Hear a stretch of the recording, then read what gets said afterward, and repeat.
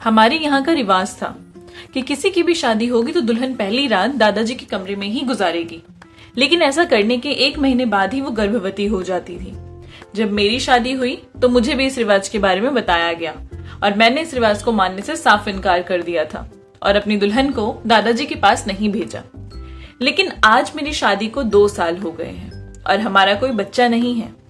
मजबूरन एक दिन मैंने अपनी पत्नी को दादाजी के कमरे में भेजा और खुद दादाजी के ही कमरे में छुप गया। फिर मैंने कुछ ऐसा देखा कि मेरे रोंगटे खड़े हो गए। बुजुर्ग तो किसी भी खानदान का एक अहम हिस्सा होते हैं, लेकिन जब बुजुर्ग ही गलत रास्ते पर चल निकले तो फिर उस खानदान का क्या ही हाल होगा। मेरे दादाजी मेरे लिए एक आइडियल इंसान थे, लेकिन सिर्फ तब तक जब तक मैं उनकी सच्चाई नहीं जानता था। वो इस हद तक गिर रहे होंगे मुझे मालूम नहीं था। हमारा खानदान तो दूसरों की बहन बेटियों की इज्जत करने के लिए ही जाना जाता था, लेकिन घर की औरतों के साथ ऐसा व्यवहार किया जाएगा ये मुझे नहीं मालूम था। मुझे लगता था कि मैं ये रोक लूंगा, लेकिन मैं भी मजबूर हो गया। मेरा नाम रितेश है और मैं एक पढ़े लिखे अच्छे खानदान से था। हमारी जॉइंट फैमिली थी, इसलिए हम सब एक ही घर में रहते थे और कभी भी हमारे घर में किसी बात को लेकर झगड़ा नहीं होता था। घर के मालिक मेरे दादाजी थे। बड़े छोटे सभी उनकी बात मानते थे और उनकी बहुत इज्जत करते थे। वो भी सबसे बहुत प्यार किया करते थे और कभी किसी को डांटते भी नहीं थे। लेकिन इन सब के साथ हमारे खानदान में एक अजीब सी परंपरा भी थी और वो ये थी कि उसे सुनकर अक्सर लोग अपनी बेटी देने से इनकार कर देते थे। इसलिए हमारे बड़ों ने अब इस परंपरा को मिटाना शुरू कर दिया। मैं बचपन से ही देखता रहा था कि हमारे घर में जिसकी भी शादी होती, जो भी लड़की दुल्हन बनकर हमारे घर पर आती थी, वो पहली रात दादाजी के कमरे में ही गुजारती थी।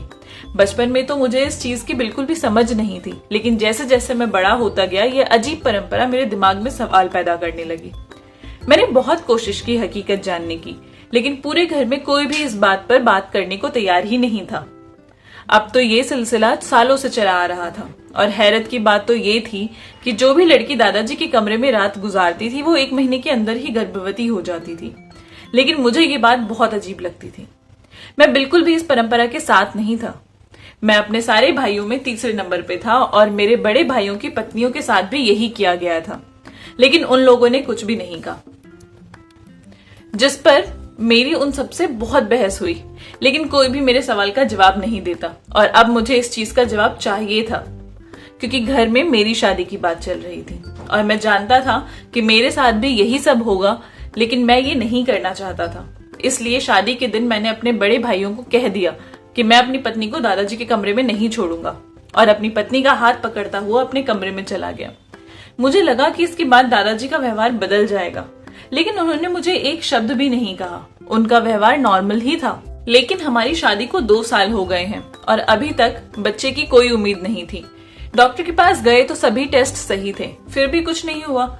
मेरे भाई मुझे अक्सर कहते थे कि तुमने गलत किया, अब सारी जिंदगी बच्चे के लिए तरसोगे।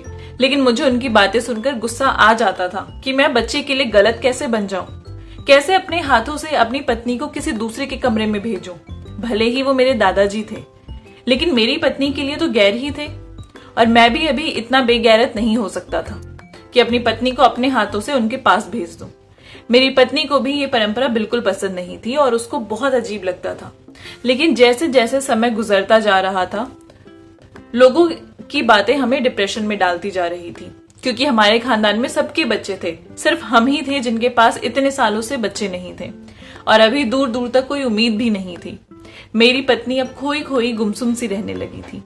शायद डिप्रेशन में आ गई थी। वो बहुत चिड़चिड़ी सी हो गई थी और एक दिन उसने खुद कहा कि मुझे दादाजी के कमरे में भेज दो।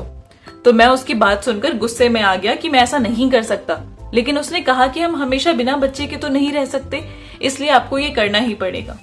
मैं उसकी बात से बिल्कुल भी सहमत नहीं हुआ और मैंने उसे डांट कर चुप करा दिया कि अगर बच्चा होना होगा तो भगवान हमें दे देगा।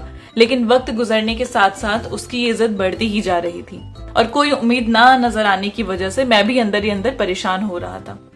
लगता था कि जहां बाकी सबने अपनी बीवियों को शादी की पहली रात ही दादाजी के कमरे में भेज दिया, यहाँ तक कि मेरी माँ और बड़ी मम्मी, छोटी मम्मी सब एक एक रात दादाजी के पास गुजार चुकी हैं। तो मेरी बीवी ने अगर गुजार भी ली तो उससे क्या हो जाएगा। आखिरकार बहुत मजबूर होकर एक दिन मैंने दादाजी से कहा कि मैं आज रात अपनी पत्नी को आपके कमरे में छोड़कर जाऊंगा। उन्होंने कहा ठीक है, और उसके बाद वो कुछ भी नहीं बोले। रात हुई तो मैंने सोच लिया कि मैं पहले ही जाकर कमरे में छुप जाऊंगा और देख लूंगा, लेकिन उसी रात मेरे दोस्त का एक्सीडेंट हो गया और मुझे इमरजेंसी में हॉस्पिटल जाना पड़ा। क्योंकि मैं बात कर चुका था, इसलिए उस रात को मेरी पत्नी दादाजी के कमरे में गई थी। दूसरे दिन जब मैं वापस आया तो मेरी पत्नी अपने कमरे में ही थी। मैंने उससे पूछा कि रात को क्या हुआ। उसने कहा कि मुझे तो कुछ भी नहीं मालूम कि क्या हुआ है, क्योंकि जब मैं दादाजी के कमरे में गई तो उन्होंने मेरे सर पर हाथ रखा और उसके बाद कुछ अजीब सी खुशबू आई और मुझे कोई होश नहीं रहा। सुबह होश आया तो मैं उनके बिस्तर पर सो रही थी और दादाजी सोफे पर बैठकर अखबार पढ़ रहे थे। उसके बाद मैं उठकर बाहर आ गई। उसकी बात सुनकर मुझे अजीब सा महसूस हो रहा था कि दादाजी को मेरी पत्नी को बेहोश करने की क्या जरूरत थी, जबकि मैंने खुद अपनी खुशी से पत्नी को भेजा था। अब तो ये बात मुझे और भी गलत लगने लगी, लेकिन कोई कुछ भी बात बताने को तैयार ही नहीं था। मैंने दादाजी से भी सवाल किया, लेकिन उन्होंने कहा कि अभी वक्त नहीं है, जब वक्त आएगा तो मैं इसका जवाब तुम्हें खुद दे दूंगा। लेकिन अपनी पत्नी को खुश देखकर मैं भी चुप हो गया। फिर सच में 1 महीने के बाद मेरी पत्नी गर्भवती हो गई। अब तो मुझे अजीब सा महसूस होने लगा कि ये बच्चा मेरा है भी या नहीं। लेकिन मेरी पत्नी इस बच्चे को पाकर बहुत खुश थी और उसको खुश देखकर मैं भी खुश रहने लगा। लेकिन दिल ही दिल में शक खत्म ही नहीं हो रहा था। लेकिन मैंने कभी अपनी पत्नी के सामने ये जाहिर नहीं होने दिया, क्योंकि इससे उसकी खुशी खराब हो सकती थी। मैंने सोच लिया कि मैं बच्चे को पैदा होने के बाद उसका डीएनए टेस्ट करवा लूंगा, फिर उसकी रिपोर्ट के साथ दादाजी से सवाल करूंगा।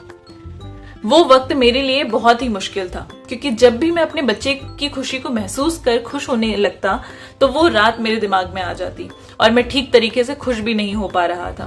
मैं परेशान था कि किस तरह ये वक्त खत्म हो और मुझे भगवान ने चांद जैसा बेटा दिया। ये खुशी इतने सालों के बाद मिली थी, इसलिए सभी बहुत ज्यादा खुश थे और सबसे ज्यादा शायद मेरे दादाजी खुश थे, क्योंकि अपने पूरे बच्चों में उन्हें सबसे ज्यादा मुझसे प्यार था और मेरे बच्चे की खुशी शायद उन्हें सबसे ज्यादा थी। मेरी आंखों में शक की पट्टी बंधी हुई थी और मैं उनकी खुशी को भी शक की निगाह से ही देख रहा था। जब हमारा सारा खानदान खुशियां मनाकर चले गए तो एक दिन मैंने चुपके से बच्चे को उठाया और निकल गया।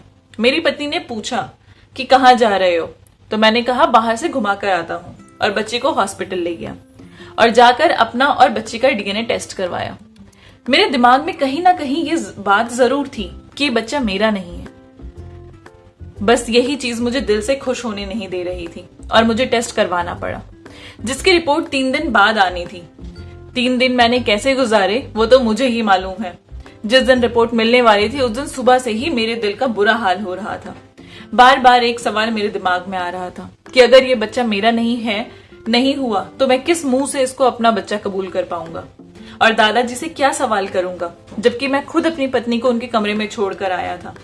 मैं रिपोर्ट लेने गया तो रिपोर्ट पकड़ते हुए मेरा बीपी हाई हो गया, शायद बहुत ज्यादा टेंशन लेने की वजह से। क्योंकि मैं हॉस्पिटल में ही था इसलिए फौरन मुझे इमरजेंसी में ले जाया गया। डॉक्टर मेरे घर बताना चाहते थे, लेकिन मैंने मना कर दिया कि अगर वो सब यहाँ आ गए तो टेस्ट का राज भी खुल जाएगा। मैं रिपोर्ट लेकर घर आ गया। मुझ में हिम्मत नहीं थी कि मैं वो रिपोर्ट खोलकर देख सकूं कि उसमें क्या है। अब टेस्ट तो मैंने करवा लिया था, लेकिन अब खोलकर देखने की हिम्मत नहीं थी। कहीं ना कहीं खुद पर गुस्सा भी आ रहा था कि मैंने बाकी सब की तरह जो है जैसा है उसी बुनियाद पर फैसला क्यों नहीं कर लिया। मैं क्यों इन टेस्ट के चक्कर में पड़ा। लेकिन कहते हैं ना कि किसी का दिमाग बहुत दूर तक जा सकता है, और शायद मेरे साथ भी यही हुआ था। मैं वो रिपोर्ट लेकर घर तो आ गया, लेकिन 3-4 घंटे गुजारने के बाद भी मैं हिम्मत नहीं कर पा रहा था कि मैं इस रिपोर्ट को खोलकर देख लूं। और आखिरकार मैंने उसे उठाकर अपने ऑफिस के टेबल पर रख दिया कि सुबह ऑफिस जाकर देख लूंगा। लेकिन शायद भगवान को ये मंजूर ही नहीं था कि मैं उस राज पर से पर्दा उठा सकूं। इसलिए 1-2 दिन काम में इतना बिजी था कि मेरा ध्यान रिपोर्ट की तरफ से हट गया, और जब मैंने दोबारा से रिपोर्ट को ढूंढा तो वो मुझे मिली ही नहीं। शायद कागजात में कहीं आगे पीछे हो गई थी। मैंने पूरा ऑफिस छान मारा, लेकिन वो रिपोर्ट मुझे कहीं नहीं मिली। मुझे समझ आ गया कि भगवान भी नहीं चाहते कि इस राज से पर्दा उठाएं। इसलिए मैंने जो है जैसा है उसी बुनियाद पर अपने बच्चे को कबूल कर लिया।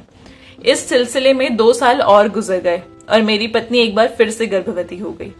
अब वही बात दोबारा मेरे दिमाग में घूम। इस बार मैंने पत्नी को दादाजी के कमरे में भी नहीं भेजा था, तो फिर वो प्रेग्नेंट कैसे हो गई?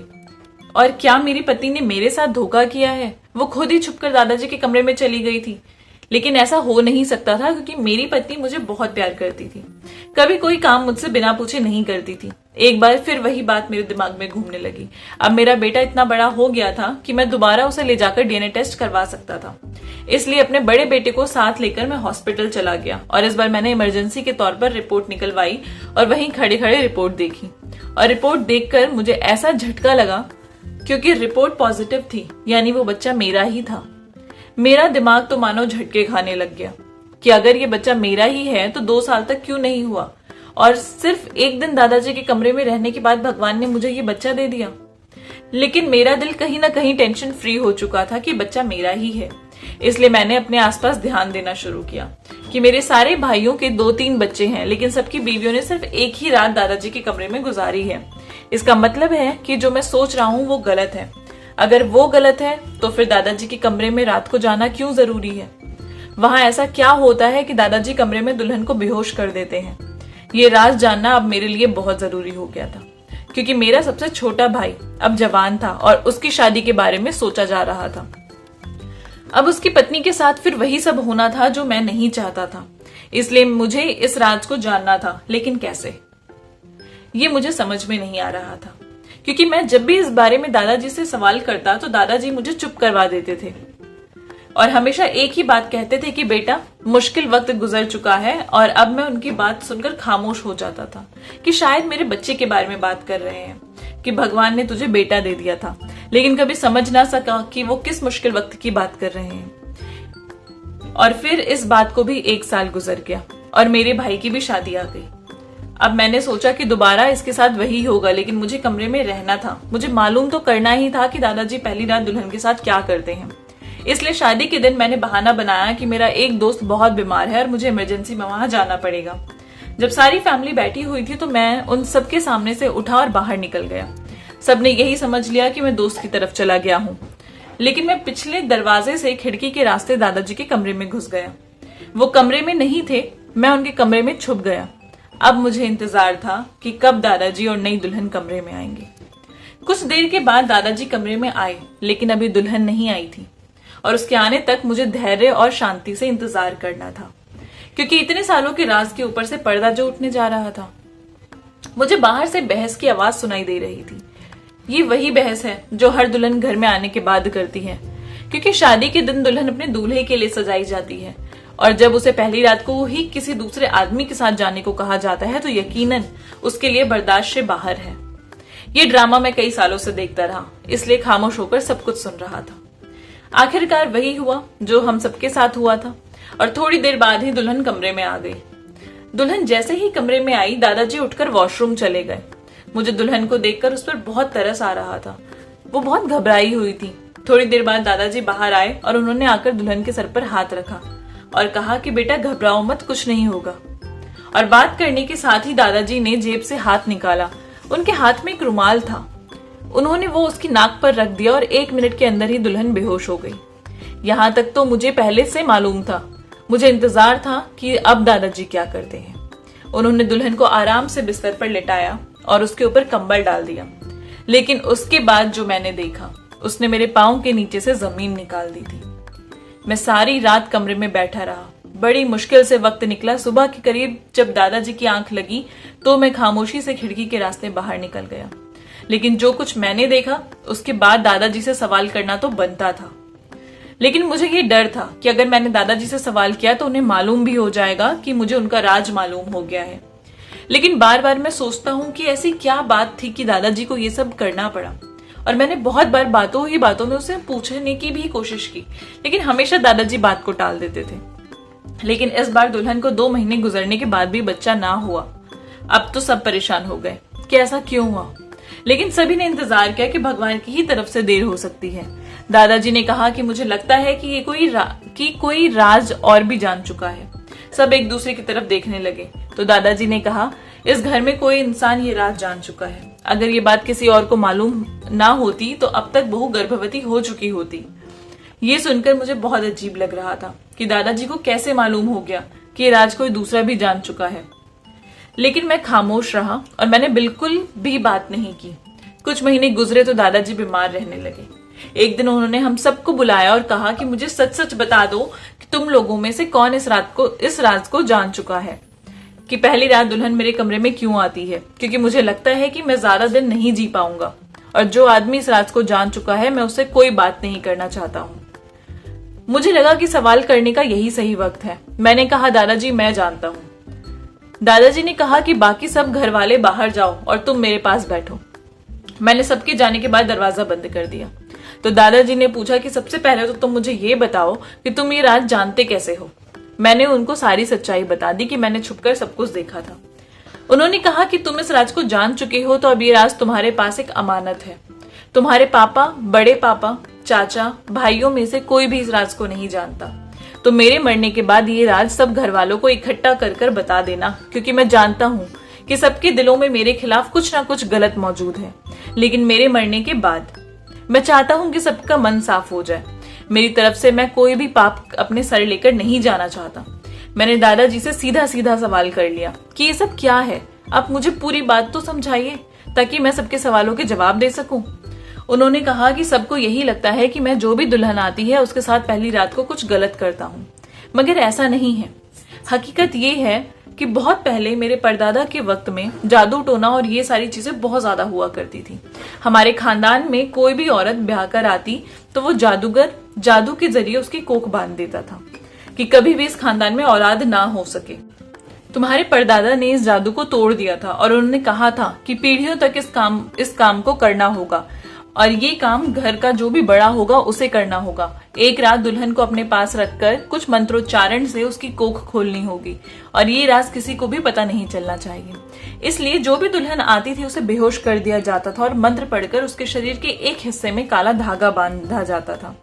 ये काम 7 पीढ़ियों से चलता आ रहा है।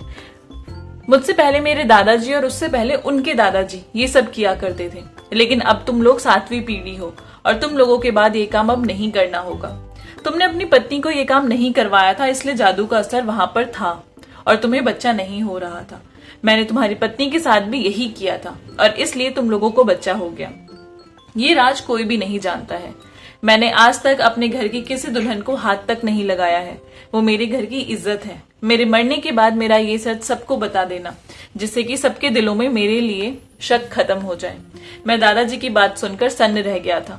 मैंने दादाजी से वादा किया कि उनका ये राज उनके मरने के बाद मैं सबको बता दूंगा और दादाजी के मरने के बाद अगले ही दिन मैंने सबको एक साथ बिठाकर सब कुछ विस्तार से बता दिया और सबके दिल में उनके लिए जो भी था वो सब खत्म हो गया। दादाजी के कमरे से सारी जड़ी बूटी निकालकर बहते हुए पानी में बहा दी।